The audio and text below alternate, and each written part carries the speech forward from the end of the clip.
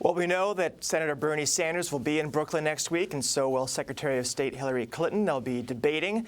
The question, I guess, is where they'll be talking. And to discuss that important point for him is our Brooklyn Borough President, Eric Adams. Mr. President, you're on the phone. Tell us what you're thinking about the debate site. Thank you so much.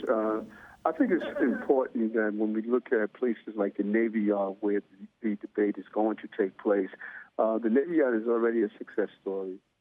We need to stop speaking to the same audience all the time and go to those communities that really believe America has left them behind.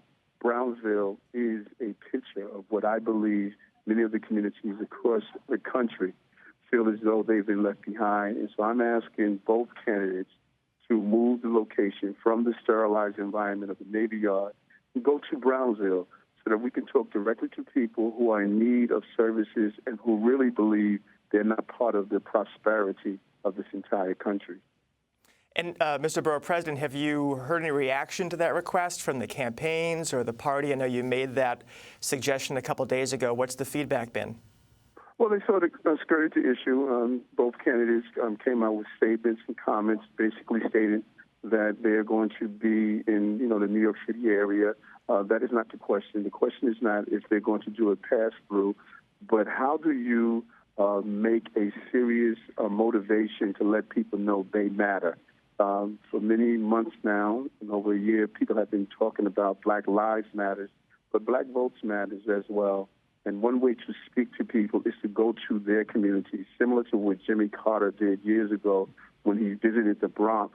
It brought national attention to the issues that the Bronx was facing, and I believe it planted the seeds for some of the revitalization that you see in the Bronx now. And that is what is happening with places like Brownsville, places like Detroit, places like in Liberty City in Florida. All over the country, there have been communities where people have been denied access to the resources that government has. Mr. Borough President, wherever the debate is, if you were one of the questioners, what's something that you think you want to hear and your constituents in Brooklyn want to hear from the two Democratic candidates? What's the question you would put to them? The number one issue that's facing America now is the preparedness of our young people to not only be able to function here in the country, but on a global sense.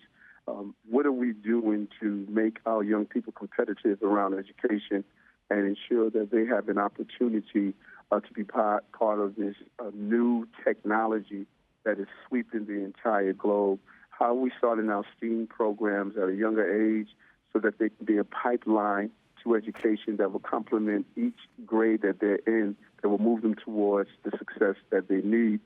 There's no real plan of mapping out what are we going to do about the challenges we're facing in education. If we fix education and do it correctly, then it will solve an overwhelming number of our problems. We must start focusing on a quality educational system. Well, Mr. Borough President, thank you so much. We'll be following that and seeing what happens with your request as we head toward this important debate and this exciting primary. Thanks for being on. Thank you. Take care.